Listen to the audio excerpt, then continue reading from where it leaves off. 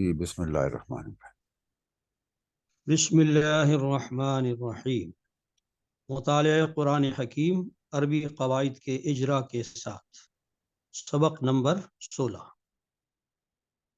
حضرات محترم، گزشتہ لیسن میں سبق نمبر 15 میں ہم نے قرآن حکیم کے چند کثیر الاستعمال حروف کے جن کے معانی بھی متعدد ہیں ان کو سمجھا تھا مثالوں کے ساتھ، اور آج بھی وہی سلسلہ یعنی اس کا بقیہ حصہ ہم پڑھیں گے، اور آج کے لیسن پر یہ حروف کا جو معاملہ ہے یہ ختم ہو جائے گا۔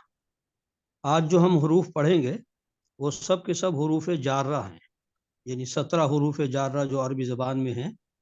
حروف جارہ وہ حروف ہوتے ہیں کہ جن کے بعد آنے والا اسم جو ہے وہ مجرور ہو جاتا ہے، یعنی یہ حروف جو ہیں وہ اسم کو جر دیتے ہیں، حالت جر میں لے جاتے ہیں، تو وہ تو ان کا اصل میں عمل ہوتا ہے قواعد کے اعتبار سے جر دینا۔ ہم یہاں پر ان کے معانی کے حساب سے ان کو دیکھیں گے، یعنی یہ جو ہمارا لیسن ہے نا یہ ان حروف جارہ کے عمل سے بحث نہیں کرتا بلکہ ان کے معانی سے بحث کرتا ہے۔ اس تمہید کے بعد آئیے اب ہم شروع کرتے ہیں، یعنی آج کی ہیڈنگ بھی وہی ہے جو گزشتہ لیسن کی تھی، قرآن حکیم کے چند کثیر الاستعمال حروف جن کے معانی بھی متعدد ہیں مع مثالیں۔ پہلا حرف ہے با زیر بی، تو آپ دیکھیے کہ با زیر بی کے کتنے معنی ہیں، ٹھیک ہے نا۔ ہر معنی کے ساتھ قرآن حکیم سے ایک مثال، ایک یا دو مثالیں پیش کی گئی ہیں۔ آغاز کرتے ہیں، اعوذ باللہ من الشیطان الرجیم، بسم اللہ الرحمن الرحیم۔ با زیر بی کے پہلے معنی ہیں کے ساتھ، جیسے وَامْسَحُوا بِرُؤُوسِكُمْ، اور مسح کرو اپنے سروں کے ساتھ۔ تو یہاں پر با جو ہے وہ معیت کے معنی دے رہا ہے، مسح کرو اپنے سروں کے، یعنی اپنے سروں کا مسح کرو۔ اچھا، اسی طرح ایک اور آیت ہے، اہبط بسلام، اترو سلامتی کے ساتھ۔ حضرت نوح علیہ السلام اور ان کے ساتھ جو مومنین تھے ان کو جب اللہ تعالیٰ نے اس طوفان سے پار لگایا تو ان کو اترنے کے لیے کہا کشتی سے، تو یہ الفاظ ہیں اہبط بسلام۔ یہ جو اہبط ہے نا یہ فعل امر ہے، ہا با طا اس کا مادہ ہے، باب ضربہ ہے، یعنی حبط یحبط، اس سے فعل امر بنا اہبط، تو اتر، اہبط بسلام، اتر جاؤ سلامتی کے ساتھ۔ اور ایک مشہور آیت تو آپ نے پڑھی ہی ہوگی، وَسَبِّحْ بِحَمْدِ رَبِّكَ، اپنے رب کی حمد کے ساتھ تسبیح بھی کیجیے۔ سبح بھی فعل امر ہے، سین باحا اس کا مادہ ہے، اور باب تفعیل ہے، سبح یسبح تسبیح، اس سے بنائے فعل امر، سبح تسبیح کیجیے، بحمدی حمد کے ساتھ، ربی کا اپنے رب کی۔ تو یہاں بھی با جو ہے وہ کے ساتھ کا مفہوم دے رہا ہے۔ تو جناب پہلا معنی جو ہے، پہلے معنی واضح ہو گئے کہ با زیر بی کے پہلے معنی ہیں کے ساتھ۔ آئیے اب دوسرے معنی پہ چلتے ہیں۔ اسی با زیر بی کے دوسرے معنی ہیں ذریعے سے یا سے۔ دیکھیے، الذی علم بالقلم، جس نے قلم کے ذریعے سے علم سکھایا۔ ہم یوں بھی کہہ سکتے ہیں جس نے علم سکھایا قلم سے، لیکن قلم سے کے مقابلے میں یہ ترجمہ کرنا اچھا ہے، جس نے قلم کے ذریعے سے علم سکھایا۔ تو با زیر بی کے یہاں پر معنی ذریعے سے یا خالی سے بھی کیے جا سکتے ہیں۔ اور دیکھیے بسم اللہ الرحمن الرحیم ہم پڑھتے ہیں، تو بسم اللہ کیا ہے؟ اللہ کے نام سے۔ تو کہیں اس کے معنی سے ہوں گے اور کہیں کے ذریعے سے ہوں گے، تو یہ با کے دوسرے معنی ہیں، ٹھیک ہے۔ تیسرے معنی ہیں اس کے بسبب، یعنی کی وجہ سے یا سبب کی وجہ سے۔ دیکھیے قرآن کی آیت میں استعمال ہو، فَكُلًّا أَخَذْنَا بِذَنبِهِ، بس ہم نے ہر ایک کو اس کے گناہ کے سبب سے پکڑا. ٹھیک ہے نا. فکلن ہر ایک کو اخذنا ہم نے پکڑا. اخذا یا اخذ پکڑنا باب نصرہ ہے. ہم نے پکڑا ہر ایک کو بزم بھی اس کے گناہ کے سبب, اس کے گناہ کی وجہ سے. تو یہاں با جو ہے وہ سبب کے معنی میں ہے. ٹھیک ہے نا. یہاں ہم اس کو سے خالی سے ترجمہ نہیں کر سکتے. تو یہ دیکھنا پڑتا ہے کہ یہ باز عربی یہاں پر سببیہ ہے یا دوسرے معنی میں. چوتھے معنی اس کے ہیں یعنی یہ زائد کے طور پہ آتا ہے تاکید کے لیے. جب کہیں کسی جملے میں تاکید پیدا کرنی ہو تو اگرچہ یہ معنی تو کوئی نہیں دیتا وہاں پر, لیکن تاکید کر دیتا ہے. جیسے وَمَا اللَّهُ بِغَافِلٍ, اللہ تمہارے کرتوتوں سے بے خبر نہیں. تو اب دیکھیں یہاں با جو ہے نا اس کا کوئی ترجمہ نہیں بنا. وَمَا اللَّهُ اور نہیں ہے اللہ, بِغَافِلٍ غافل. ٹھیک ہے. تو لیکن با کی وجہ سے وہ اس میں زور پیدا ہو گیا کہ تمہارے کرتوتوں سے وہ بے خبر نہیں ہے, اچھی طرح جان لو. یہ مقصد ہے. اور دیکھیے وَكَفَى بِاللَّهِ شَهِيدًا, اور کافی ہے اللہ بطور گواہ. یہاں بھی با جو ہے وہ زائد ہے اور زور پیدا کرنے کے لیے کہ کافی ہے اللہ بطور گواہ. اللہ کو کسی اور کی گواہی کی ضرورت نہیں ہے. اللہ خود گواہ ہے, شاہد ہے کہ نبی نے اپنا کام پورے تندہی کے ساتھ انجام دیا ہے. وہاں پر آئی ہے الفاظ باللہ شہید. تو یعنی گویا کہ بعض اوقات یہ زائد بھی ہوتا ہے. اچھا, یہی بعض بھی قسم کے لیے بھی آتا ہے, اور اس کی پہچان یہی ہے کہ جب یہ قسم کے لیے آئے گا تو اس کے بعد آپ دیکھیں گے کہ زیر ہوگی, یعنی اپنی حالت جر کو جو ہے نا یہ ظاہر کرے گا.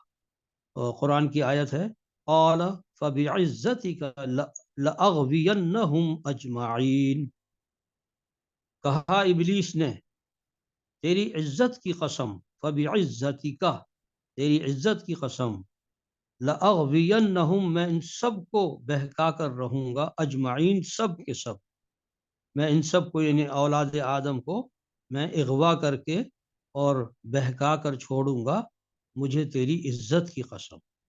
تو یہ ہاں دیکھیے کہ قسم کے معنی میں آیا ہے با جو ہے. تو با بھی جو ہے باللہ کہتے ہیں نا, باللہ اللہ کی قسم. جیسے تا جو ہے یہ بھی قسم کے لیے آتا ہے, تاللہ, باللہ, واللہ, یہ سارے الفاظ جو ہیں قسمیہ ہیں, بشرطے کہ ان کے بعد آنے والا اسم جو ہے وہ مجرور ہو تو پھر یہ قسمیہ مفہوم دیتے ہیں, جیسا کہ یہاں ہے.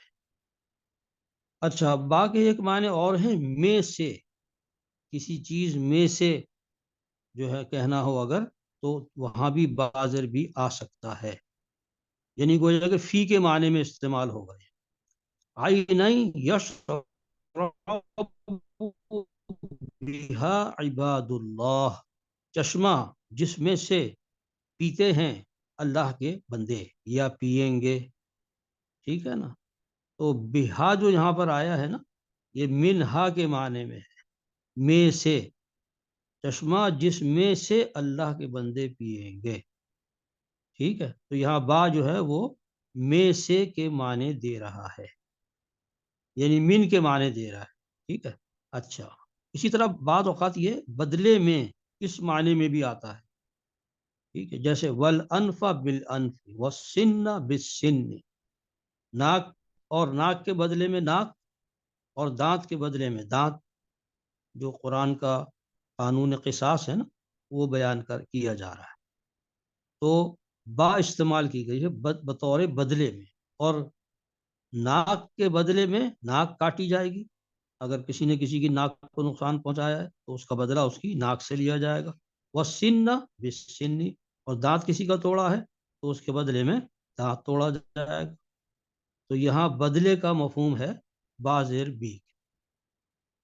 اور آخری مفہوم اس کا جو ہے وہ یہ ہے کہ یہ پر یا اوپر کے معنی میں بھی استعمال ہو جاتا ہے, یعنی اعلیٰ کے معنی میں استعمال ہو جاتا ہے کہیں کہیں. جیسے فَأَصَابَكُمْ غَمًّا بِغَمٍّ, لِكَيْ لَا تَحْزَنُوا عَلَى مَا فَاتَكُمْ، اللہ نے تم کو غم پر غم دیے.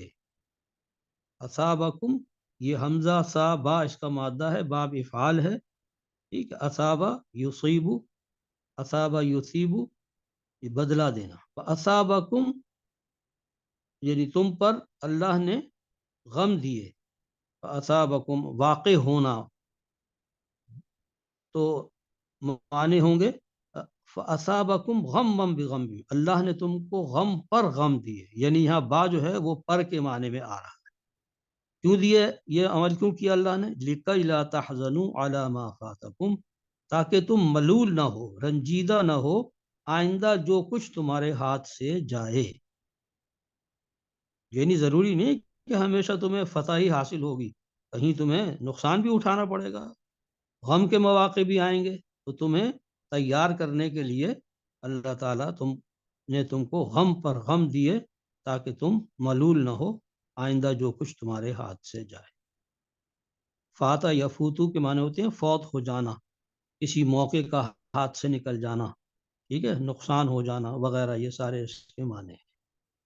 اچھا جناب، یہ تو ہو گئے بازر بھی کے معنی. جیسا کہ میں نے شروع میں عرض کیا کہ یہ بازر بھی حرف جار بھی ہے، اور عمل جو کرتا ہے یہ اسم کو زیر دیتا ہے. لیکن ہم یہاں پر جو دیکھ رہے ہیں نا، وہ اس کے معانی کے لحاظ سے ہم اس کی اسٹڈی کر رہے ہیں. اچھا، اب دیکھیے اگلا جو حرف ہے بہت کثرت سے استعمال ہوا ہے قرآن و حدیث میں. اعلیٰ، اعلیٰ کے معنی ہوتے ہیں پر، عام طور سے پر یا اوپر، لیکن صرف اسی معنی میں اعلیٰ نہیں آتا ہے بلکہ دیگر معنی میں بھی قرآن و حدیث میں استعمال ہوا ہے. تو چلیے اس کا جو پہلا مفہوم ہے وہ ہے پر یا اوپر. ٹھیک، وَعَلَيْهَا وَعَلَى الْفُلْكِ تُحْمَلُونَ، اور تم ان مویشیوں پر اور کشتیوں پر بھی سوار کیے جاتے ہو. تحملون یہ فعل مجہول ہے مضارع کا. تحملون تمہیں اٹھایا جاتا ہے، تم سوار کیے جاتے ہو. کس پر؟ وَعَلَيْهَا ان مویشیوں پر، وَعَلَى الْفُلْكِ اور کشتیوں پر. تو اعلیٰ کے یہاں پہ بالکل واضح معنی پر بن رہے ہیں. اسی طریقے سے دیکھیے وَإِنِّي فَضَّلْتُكُمْ عَلَى الْعَالَمِينَ، دوسری مثال، اور یقیناً میں نے تمہیں یعنی بنی اسرائیل کو دنیا کی ساری قوموں پر فضیلت عطا کی تھی. وَإِنِّي فَضَّلْتُكُمْ، فَضَّلَ يُفَضِّلُ، باب تفعیل ہے، فضل یفضل تفضیل. تو اور بے شک میں نے تم کو فضیلت دی علی العالمین، تمام جہانوں پر، یعنی تمام جہان والوں پر، تمام قوموں پر. تو یہاں اعلیٰ جو ہے واضح طور سے پر کے معنی میں آ رہا ہے. تو پر یا اوپر یہ اس کا بنیادی مفہوم ہے اعلیٰ کا، جہاں کہیں بھی یہ آتا ہے.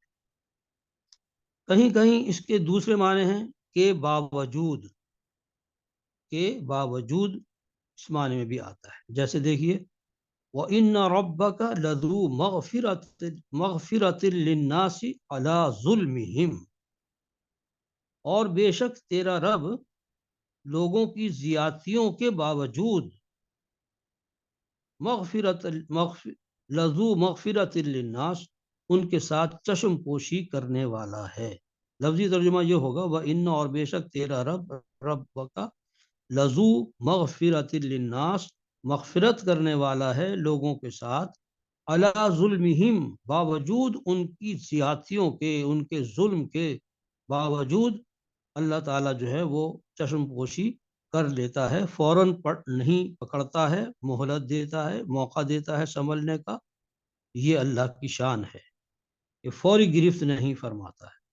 تو یہاں اعلیٰ کے معنی ہے کہ باوجود، ٹھیک ہے نا، ورنہ اگر ہم یہاں پر ترجمہ کریں گے نا تو غلط ہو جائے گا سینس کی. بے شک تیرا رب مغفرت کرنے والا ہے لوگوں کے ظلم پر، ایسا نہیں ہے، باوجود اس کے ترجمہ کرنا پڑے گا کہ لوگوں کے ظلم کے باوجود اللہ تعالیٰ جو ہے وہ چشم پوشی سے کام لیتا ہے. اچھا، اسی اور ایک اور واضح مثال دیکھ لیجیے اسی کی. وَآتَ الْمَالَ عَلَى حُبِّهِ، اور دیا اس نے مال اس کی محبت کے باوجود، یہ حب ہی کی جو ضمیر ہے نا یہ مال کی طرف ہی لوٹ رہی ہے. ٹھیک ہے, تو اب ترجمہ کیا ہوگا کہ دیا اس نے مال باوجود اس مال کی محبت کے. دل اس کا بھی چاہتا ہے کہ میرے پاس دولت ہو, ذخیرہ ہو, مال ہو, لیکن اس محبت پر قابو پا کر اللہ کی رضا کے لیے وہ دیتا ہے. یہ ہے اصل میں اس کا امتحان, اور اسی میں اس کے لیے اجر و ثواب. تو یہاں اعلیٰ آیا ہے کہ باوجود کے معنی, اور دیا اس نے مال اس کی محبت کے باوجود. ٹھیک ہے جناب. اچھا, تیسرے معنی جو ہیں یہ فی کے معنی میں بھی آتا ہے, یعنی میں یا اندر. الا جو ہے اگرچہ زیادہ تر تو پر یا اوپر کے معنی میں آتا ہے, لیکن کہیں کہیں جو ہے یہ میں یا اندر کے معنی میں بھی آتا ہے. جیسے دیکھیے, وَاتَّبَعُوا مَا تَتْلُو الشَّيَاطِينُ عَلَى مُلْكِ سُلَيْمَانَ, اور پیچھے لگ گئے, وَاتَّبَعُوا پیچھے لگ گئے اس کے, ما تتلو جو پڑھتے تھے, الشیاطین شیاطین کی جو جماعت تھی جو کچھ وہ پڑھتی تھی اس کے پیچھے لگ گئے, علی ملک سلیمان سلیمان کے عہد حکومت میں. اب دیکھیے یہاں علی جو ہے نا صاف فی کے معنی دے رہا ہے, یعنی اگر یہاں فی ہوتا نا تو بھی یعنی بالکل فٹ تھا, شیاطین فی ملک سلیمان, لیکن یہ قرآن کا اپنا انتخاب ہے کہ یہاں پر علی استعمال کیا ہے بمعنی فی, یعنی میں یا اندر, اور پیچھے لگ گئے اس کے کہ جو پڑھتے تھے شیاطین سلیمان کے عہد میں, عہد حکومت میں, علی ملک سلیمان. اچھا, یہاں جو یہ تتلو کا لفظ آیا ہے نا, تتلو, یہ اصل میں تا لام واو اس کا مادہ ہے, باب نصرہ ہے, تلا یتلو. ٹھیک ہے, اور یہاں پر یہ واحد مؤنث غائب استعمال ہوا ہے. شیاطین کی جو جماعت ہے نا تو اس کے لیے واحد مؤنث کا صیغہ آیا کہ وہ جو شیاطین کی جماعت جو ہے جو پڑھتی تھی, تتلو جو ہے یہاں پر واحد مؤنث غائب کا صیغہ ہے. تلا یتلو سے جب آپ گردان کریں گے نا تو واحد مؤنث غائب کا جو چوتھا صیغہ ہے وہ یہ ہے اصل میں. تو اس سے دھوکہ نہ کھائیے گا کہ یہ مؤنث کیوں آ گیا. ٹھیک ہے نا, جو جمع مکسر ہوتی ہے نا اس کے لیے واحد مؤنث استعمال کرنا جائز ہے گرامر میں. تو اس لحاظ سے شیاطین چونکہ یہ جمع مکسر ہے تو اس لیے اس کا جو وہ ہے فعل وہ واحد مؤنث لایا جا سکتا ہے. یہ تتلو جو ہے واحد مؤنث غائب ہے, تالام وہ اسی سے تلاوت کا لفظ بنا ہے. ٹھیک ہے, یہ بڑا اہم لفظ ہے. اچھا جناب, یہ فی یعنی میں کے معنی میں آ گیا اعلیٰ. اب آئیے چوتھے نمبر پر, اس کے معنی ہے پکڑو یا تھامو. یہ بھی ایک معنی ہے. علیکم انفسکم, تم پر لازم ہے کہ اپنی فکر کرو, یعنی تھامے رہو خود کو. دوسرے الفاظ میں علیکم انفسکم, تم پر ضروری ہے, تم پر لازم ہے کہ تم اپنی فکر کرو, یعنی تھامے رہو خود کو راہ راست پر. اچھا, ایک حدیث بھی پیش کر دی ہے بطور شہادت. علیکم بسنتی و سنت الخلفاء الراشدین المہدیین من بعدی, او کما قال صلی اللہ علیہ وسلم. علیکم بسنتی, تم پر لازم ہے کہ تھامے رہو میری سنت. دیکھ رہے ہیں, حالانکہ اس میں یہاں تھامنے کا کوئی لفظ نہیں ہے, لیکن یہ جیسا کہ میں نے کہا نا کہ علا کے معنی جو ہیں وہ پکڑو اور تھامو بھی ہوتے ہیں. تو یہاں پر ہم کہیں گے علیکم بسنتی, تم پر لازم ہے کہ تھامے رہو میری سنت کو, وسنت الخلفاء الراشدین, اور میرے اور ہدایت یافتہ خلفاء کی سنت کو, مہدیین جو ہدایت یافتہ ہے, من بعدی میرے بعد. یہ بڑی اہم حدیث ہے, یعنی جس طرح آپ نے اپنی سنت کو تھامنے کا حکم دیا, اسی طرح اپنے بعد خلفاء راشدین جو ہے نا, اس وسنت الخلفاء الراشدین المہدیین من بعدی, ان کو بھی آپ نے جو ہے نا انڈوز کیا ہے کہ ان کے جو فیصلے ہیں اور ان کا جو طریقہ ہے اس کو بھی تمہیں اسی طرح تھامنا ہے جیسے تم میری سنت کو تھامتے ہو. تو یہاں پر تھامنے اور پکڑنے کے معنی میں ہے علیکم. اچھا جناب، اسی طریقے سے اس کے ایک معنی نیچے بھی ہوتے ہیں. اب دیکھیں یہ بالکل اپوزٹ معنی ہیں. پہلے معنی اس کے تھے پر یا اوپر، اور آخری معنی جو ہیں وہ اس کے اپوزٹ ہے، نیچے کے معنی میں بھی کبھی کبھی استعمال ہو جاتا ہے، ریئر ہے لیکن بہرحال قرآن میں چونکہ مثال موجود ہے تو لہذا ہم اس کو سمجھ لیتے ہیں تاکہ مغالطہ نہ ہو یا کنفیوژن نہ ہو کہ یہ اعلیٰ جو ہے کبھی نیچے کے معنی میں نہیں آ سکتا، ایسا نہیں. دیکھیے وَلِتُصْنَعَ عَلَىٰ عَيْنِي. اچھا یہاں مجھ سے غلطی ہو گئی ہے کہ میں نے نون کے نیچے زیر لگا دیا ہے، یہ زیر نہیں ہے بلکہ زبر ہے، کیونکہ یہ مجہول ہے نا. وَلِتُصْنَعَ، وَلِتُصْنَعَ عَلَىٰ عَيْنِي، معنی کیا ہے؟ اور ایسا انتظام کیا تاکہ تو میری آنکھوں کے نیچے یعنی میری نگرانی میں پالا جائے. ٹھیک ہے، یہ صاد نون عین مادہ ہے. وَلِتُصْنَعَ جو ہے نا، یہ لام زیر لی تو تاکہ کے معنی میں ہے، اور یہ تصنع جو ہے یہ مضارع مجہول ہے. ٹھیک ہے، باب ہے فتح صنع یصنع، اس سے جب بنے گا نا یصنع سے تو تصنع، تس تصنع بنے گا، تصنع تھا اصل میں، تصنع سے تصنع بر وزن تفعل، ہمیشہ مجہول جو ہے نا وہ تفعل کے وزن پر آتا ہے. وَلِتُصْنَعَ عَلَىٰ عَيْنِي یعنی تو میری آنکھوں کے نیچے پالا جائے، اور تاکہ تو پالا جائے میری آنکھوں کے نیچے، میری آنکھ کے نیچے. عینی، عینی مانے میری آنکھ، علا مانے نیچے. ٹھیک ہے، یہ وہی لفظ ہے سواد نون عین جس کا مادہ ہے صنع یصنع، اسی سے صنعت بنا ہے. صنعت و تجارت جو ہم کہتے ہیں نا اردو میں، تو یہ صناعی یا صنعت یہ سب جو الفاظ ہیں یہ اسی مادے سے بنے ہیں، سواد نون عین سے. بنانا کسی چیز کو، پرورش دینا، پال پوس، نشو نما دینا وغیرہ وغیرہ، یہ ساری اس کے معنی ہیں.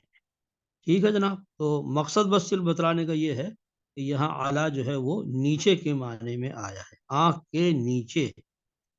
تو اللہ نے ایسا انتظام کیا تھا حضرت موسیٰ علیہ السلام کی پرورش کا غیب سے، کہ جناب وہ اسی کے محل میں فرعون کے پلا بڑھا، اور اللہ نے گویا اس کو یوں تعبیر فرمایا کہ تو میری آنکھوں کے نیچے میری خاص نگرانی میں تو پالا جائے.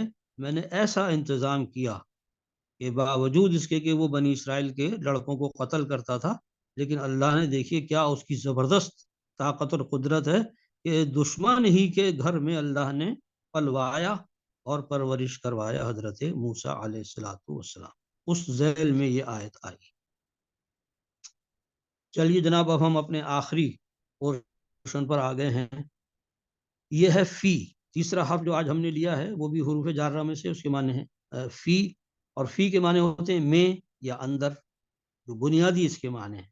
ٹھیک ہے نا، لیکن بات یہ ہے نا جیسا کہ میں نے عرض کیا تھا کہ کثیر المعنی الفاظ حروف ہیں یہ، ایک تو کثرت سے آئے ہیں، دوسرے خود کثیر المعنی ہیں، یعنی صرف ایک معنی نہیں ہے اس کے اندر، مختلف انداز میں قرآن حکیم میں اس کو استعمال کیا گیا ہے. تو جو اس کا مشہور معنی ہے یعنی میں یا اندر، وہ تو بالکل واضح ہے، اس کے لیے مثال دے دی گئی ہے. غلبت الروم فی ادنى الارض وهم من بعد غلبهم سيغلبون في بضع سنين، سورہ روم کی آیت ہے. رومی قریب کی سرزمین میں مغلوب ہو گئے ہیں. غلبت جو ہے نا یہ فعل مجہول ہے، غین لام با، غلبہ وغیرہ جو لفظ ہوتا ہے نا اسی سے بنا. باب ہے ضربہ غلبہ یغلب، اور یہ مجہول آیا نا تو غلبت بن گیا. مغلوب کر دیے گئے ہیں رومی، فی ادنى الارض قریب کی سرزمین میں. ادنا کہتے ہیں قریب کو، اقصا کہتے ہیں دور کو. ٹھیک ہے نا، تو ادنا قریب، قریب کی زمین میں رومی جو ہے وہ مغلوب ہو گئے ہیں. وہم، اور وہ، من بعد غلبہم، اپنے اس مغلوب ہونے کے بعد، سیغلبون، ان قریب وہ غالب آ جائیں گے. فی بضع سنین، یہاں فی دیکھیے میں کے معنی میں نہیں، ایک ہی آیت میں فی دو دفعہ آیا اور دونوں ایک ہی معنی میں آیا ہے. فی بضع سنین، چند سالوں کے اندر اندر. تو اندر معنی کریں یا میں معنی کریں، بات ایک ہی ہے. بدعہ کا جو لفظ ہے نا، با ضاد عین، یہ 1 سے لے کے 9 تک اس کا اطلاق ہوتا ہے. فی بضع سنین یعنی چند ہی سالوں میں، 2 4 5 یعنی 9 کے اندر اندر جو ہے قرآن نے پیشین گوئی کی کہ یہ رومی جو مغلوب ہو گئے ہیں آج، یہ 9 سال کے اندر اندر یعنی چند سالوں ہی کے اندر وہ غالب ہو جائیں گے. خیر، یہ تو ان عجائبات میں سے ہے قرآن حکیم کی کہ جو ایسی پیشین گوئیاں ہیں کہ جو اس وقت تو بالکل ناقابل فہم تھی کہ کیسے ہو سکتا ہے کہ جو روم اتنا مغلوب ہو گیا وہ چند ہی سالوں میں جو ہے وہ غالب آ جائے. لیکن قرآن کی پیشین گوئی تو غلط نہیں ہو سکتی نا، ایسا ہی ہوا. تو اس میں فی کا لفظ جو ہے وہ قابل غور ہے، وہ میں یا اندر کے معنی میں استعمال ہو رہا ہے. ٹھیک ہے جناب. اور کوئی لفظ اس میں ایسا قابل غور نہیں ہے. چلیے آگے چلتے ہیں. اچھا ہاں، اسی فی کے کی ایک اور مثال بھی دی گئی ہے، وہ اور زیادہ واضح ہے. دیکھیے وَلَكُمْ فِي الْقِصَاصِ حَيَاةٌ يَا أُولِي الْأَلْبَابِ، اور تمہارے قصاص میں یعنی بدلہ لینے میں، انصاف قائم کرنے میں، حیاتن زندگی ہے، یا اولی الالباب اے عقل والو، اے عقل و خرد رکھنے والو، تمہارے لیے قصاص میں زندگی ہے. یہ آیت آج کے لحاظ سے کس قدر اہمیت کی حامل. یعنی دیکھیے اس آیت کا اگر مخالف مفہوم نکالا جائے نا تو وہ کیا ہوگا کہ قصاص میں تو ہے زندگی، معاشرے کی بقا، اور اگر قصاص نہیں ہے، انصاف نہیں ہے، جرم کی سزا نہیں ہے، تو پھر کیا ہے؟ پھر موت ہے. حیات کے مقابلے میں کیا ہے؟ موت. تو اگر تم اپنے معاشرے کو موت سے دو چار کرنا چاہتے ہو تو ٹھیک ہے، پھر قصاص کو چھوڑ دو، بدلہ لینا چھوڑ دو، مجرموں کو پکڑنا اور انصاف قائم کرنا چھوڑ دو، خود بخود معاشرہ تباہ ہو جائے گا، جس کی مثال ہم اپنی آنکھوں سے آج دیکھ رہے ہیں. قربان جائیے قرآن حکیم نے دیکھیے ایک جملے میں جو ہے وہ ہمیں کتنی عظیم رہنمائی دے دی ہے. وَلَكُمْ فِي الْقِصَاصِ حَيَاةٌ يَا أُولِي الْأَلْبَابِ، اور تمہارے لیے قصاص میں، جرم کی سزا نافذ کرنے میں زندگی ہے. بظاہر تو ایسا لگتا ہے نا کہ کسی کو پھانسی دی جا رہی ہے، کسی کو قتل کیا جا رہا ہے جرم میں، تو بعض لوگ کہتے ہیں کہ بھائی یہ تو بڑا ظلم ہو رہا ہے. یہ ظلم نہیں ہے بھائی، یہ تو آپریشن کرنا پڑتا ہے نا. جب پھوڑا جسم میں ہو جائے، کینسر ہو جائے، تو نشتر لگانا پڑتا ہے اس کی زندگی بچانے کے لیے. تو جب کوئی معاشرہ گلنے اور سڑنے لگتا ہے اور انصاف سے عاری ہو جاتا ہے تو اس کو سنبھالنے کے لیے پھر یہ ہدایت ہے کہ تم قصاص پر اپنے معاشرے کو کھڑا کرو. وَلَكُمْ فِي الْقِصَاصِ حَيَاةٌ يَا أُولِي الْأَلْبَابِ، عقل و خرد رکھنے والو، تمہارے لیے قصاص میں زندگی ہے. تو فی کے معنی یہاں پر کیا ہے؟ میں یا اندر. اچھا آپ دیکھیے دنیا میں جہاں بھی انصاف اور قصاص کا نظام قائم ہے، یعنی جرم کی سزا کا، ٹھیک ہے نا، اور انصاف کا، وہاں جو ہے نا جرائم کی شرح کس قدر کم ہے. یعنی یہ تو وہ چیز ہے نا جو بالکل اپنی آنکھوں سے دیکھی جا سکتی ہے. جہاں قصاص نہیں ہے، جنگل کا قانون ہے ہماری طرح، وہاں پر جو ہے وہ دیکھیں آپ کتنا ظلم ہے، کتنی کرپشن ہے. تو ایک معاشرے کو تباہی سے دوچار کرنے والی چیز یہ ہے کہ اس میں سے آپ قصاص نکال دیں، انصاف کرنا اور جرم کو قرار واقعی سزا دینا یہ چھوڑ دیں. ٹھیک ہے، جس کی لاٹھی اس کی بھینس. تو بس پھر وہی ہوگا جو آج ہمارے ہاں ہو رہا ہے. اللہ تعالیٰ ہمیں سمجھ دے اور قرآن کی اس آیت کو جو آب زر سے لکھنے کے قابل ہے، اس کو ہمیں اپنانے کی توفیق عطا فرمائے. وَلَكُمْ فِي الْقِصَاصِ حَيَاةٌ يَا أُولِي الْأَلْبَابِ. اچھا جناب، فی کے ایک معنی ہوتے ہیں اس کے سبب، یعنی سببیہ بھی ہوتا ہے یہ فی جو ہے نا. لمسکم فیما افضتم فیہ عذاب عظیم، جو روش تم اختیار کر چکے تھے اس کے سبب تمہیں بڑا عذاب آ لیتا۔ یہ تو اس کا بامہارت ترجمہ ہے نا، میں لفظی ترجمہ کرتا ہوں تو اور زیادہ سمجھ میں آئے گا۔ لمسکم تو آ لیتا تم کو، فی بسبب، ما افضتم جو پھیلا رہے تھے تم، جس میں انوالو ہو رہے تھے تم، فی ہی میں نے اس معاملے میں۔ یہاں پر جو دوسرا فی ہے نا، اس کے معنی سبب نہیں ہے، پہلا والا جو فی ہے نا اس کے معنی ہے بسبب۔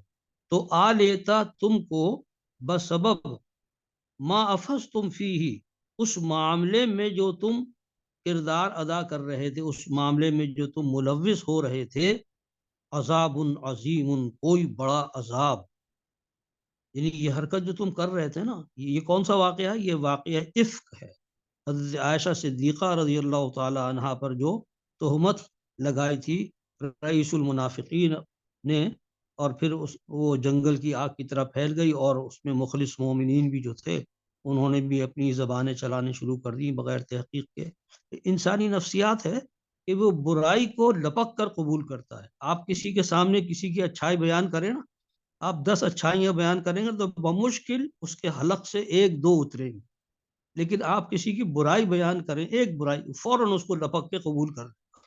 یہ انسانی نفس کی ایک کمزوری ہے۔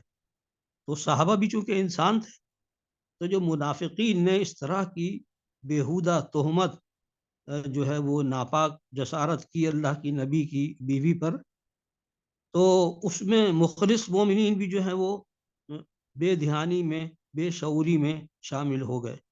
تو ان کو کہہ رہے، ان کو خطاب کر کے اللہ تعالیٰ نے فرمایا ہے لمسکم، تم کو آ لیتا، تمہیں چھو جاتا، تم پر طاری ہو جاتا، فی بسبب ما افحصتم فیہ، جو تم پھیلا رہے تھے اس معاملے میں، جو تم ملوث ہو رہے تھے اس معاملے میں، عذاب عظیم، کوئی بڑا عذاب۔ یہ تو ہماری رحمت ہے کہ ہم نے تمہیں پکڑا نہیں، تنبیہ کر دی صرف، ورنہ یہ جو پروپیگنڈا تھا اور اس کے اندر جو تم بہہ گئے تھے، یہ اللہ کے نزدیک بہت بہت بڑی گستاخی والی بات تھی۔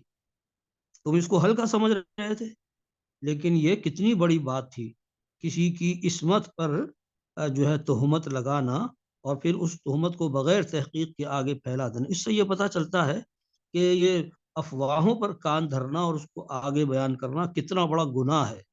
قرآن حکیم مخلص صحابہ اکرام کو یہ کہہ رہا ہے کہ دیکھو تم اس معاملے کے اندر جو بے احتیاطی کر کے اس بات کو پھیلا رہے تھے، تو اس کے سبب تم کو کوئی بہت بڑا عذاب جو ہے وہ چمٹ جاتا، آ لیتا، لیکن یہ تو ہماری رحمت ہے کہ ہم نے تمہیں صرف تنبیہ کر دی، آئندہ ایسا نہ کرنا۔ یہ بڑے سخت الفاظ ہیں جہاں پر حضرت عائشہ صدیقہ رضی اللہ تعالی عنہا کی برات نازل ہوئی نا سورہ نور میں، اس کی یہ آیت۔ تو یہاں فی کے جو معنی ہیں نا وہ ہیں بسبب، اور کوئی معنی نہیں بن سکتے یہاں پہ۔ لمسکم فی ما افضتم فیہ عذاب عظیم، تو آ لیتا تم کو بسبب جو پھیلا رہے تھے تم اس معاملے میں کوئی بڑا عذاب۔ عذاب علیم دیکھیے نکرہ ہے نا، تو اس لیے کوئی کا ترجمہ کریں گے، اور نکرہ تفخیم کے لیے بھی ہوتا ہے، یعنی بڑائی کو ظاہر کرنے کے لیے۔ تو کوئی بڑا عذاب تم کو آ لیتا، یہ معنی ہو۔ اچھا جناب، آگے چلتے ہیں۔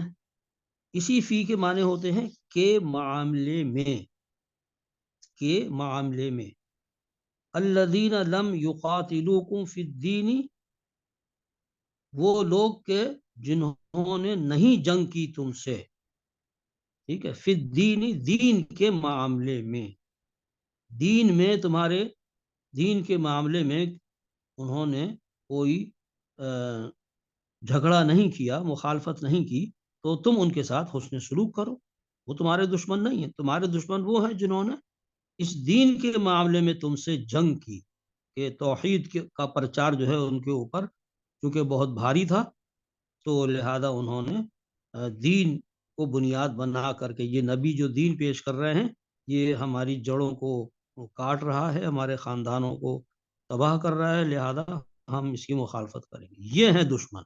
لیکن وہ لوگ الذین لم یقاتلوکم، جنہوں نے دین کے معاملے میں تم سے جھگڑا نہیں کیا، تم سے جنگ نہیں کی، پھر دین کے معاملے میں، تو ان کا معاملہ الگ ہے. اگرچہ ہیں وہ کافر، لیکن بہرحال ان کے ساتھ تم اچھا سلوک کرو، اس لیے کہ انہوں نے دین کے معاملے میں تم سے جنگ نہیں کی. کیونکہ ایسے بھی لوگ تھے، ایسے کفار میں سے ایسے نیک دل لوگ بھی تھے کہ جنہوں نے نبی کریم صلی اللہ علیہ وسلم کی دعوت کو اگرچہ فوری طور پر قبول تو نہیں کیا، لیکن اس کی مخالفت بھی نہیں، اور بعد میں اللہ نے پھر ان کو ایمان کی دولت سے سرفراز بھی فرمایا. تو یہ ہدایت ہے. تو یہاں پر فی کے معنی ہیں کے معاملے میں، فی دینی یعنی دین میں، گویا دین کے معاملے میں جنہوں نے تم سے قتال نہیں کیا، ان کے بارے میں یہ ہدایت ہے کہ ان کے ساتھ تم حسن سلوک کرو. اچھا جناب، اس کے ایک معنی ہیں مقابلے میں. دیکھیے یہ کتنا عجیب ترجمہ ہے کہ وہ دیکھیے وَمَا الْحَيَاةُ الدُّنْيَا فِي الْآخِرَةِ إِلَّا مَتَاعٌ، حالانکہ دنیا کی زندگی آخرت کے مقابلے میں ایک متاع حقیر کے سوا کچھ بھی نہیں. کیا زبردست حقیقت ہے، کاش کہ ہمارے دل میں اتر جائے. وَمَا الْحَيَاةُ الدُّنْيَا فِي الْآخِرَةِ، دیکھیے یہاں پر فی جو ہے نا، اس کے معنی اگر آپ میں کریں گے تو بات بنے گی نہیں، ٹھیک ہے نا.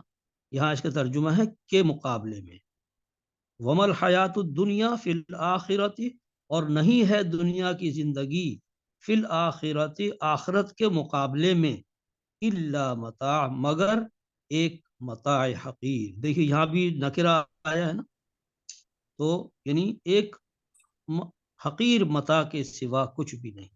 اچھا اسد غرض بھائی، جناب. کیا یہ اس میں ذہن میں آ رہا ہے، پتہ نہیں شاید غلط ہو، آپ اس اصلاح فرما دیں کہ الا متاع الغرور کہاں پہ آیا ہے؟ ہاں، الا متاع الغرور بھی قرآن حکیم میں متعدد جگہ پر آیا ہے. اور ہاں، غرور کے معنی ہوتے ہیں دھوکہ، دھوکہ. ٹھیک ہے نا. وہ حیات الدنیا الا متاع الغرور، یہ بھی آیا ہے، وہاں پر فی نہیں ٹھیک ہے. ہے نا. تو ہاں، متاع الغرور بھی آیا ہے.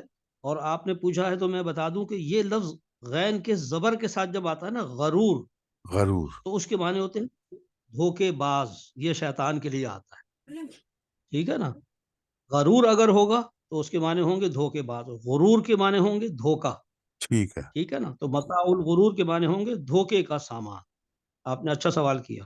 یہاں پر جزاک. نہیں ہے، یہ آتا ہے قرآن حکیم. ٹھیک ہے. اچھا جناب، یہ تو ہو گیا مقابلے میں کا ترجمہ، استعمال. اب آخری اس کا مطلب سمجھ لیجئے، پر یا اوپر. آپ بھی حیران ہوں گے کہ یہ فی کے معنی علا کے معنی میں کیسے آ گیا، لیکن یہ ہوتا ہے، ٹھیک ہے. تو کبھی کبھی یہ یعنی ریئر ہے، لیکن آتا ہے، اوپر کے معنی میں بھی آ جاتا ہے. جیسے وَلَأُصَلِّبَنَّكُمْ فِي جُذُوعِ النَّخْلِ، فرعون نے کہا اور میں تم سب کو لازماً کھجور کے تنوں پر سولی دوں گا. جذوع تنے، نخل کھجور، ٹھیک ہے نا. وَلَأُصَلِّبَنَّكُمْ، دیکھیں آپ نے جو پیچھے پڑھا تھا نا، لام مفتوح اور نون مشدد، اس کی کتنی خوبصورت مثال آئی ہے. جہاں لَأُصَلِّبَنَّ، لام زبر لا، لام مفتوح شروع میں اور آخر میں نون مشدد، فعل مضارع پر آتا ہے نا. وَلَأُصَلِّبَنَّكُمْ، اور تم سب کو لازماً صلیب پر چڑھاؤں گا، فی جذوع النخل،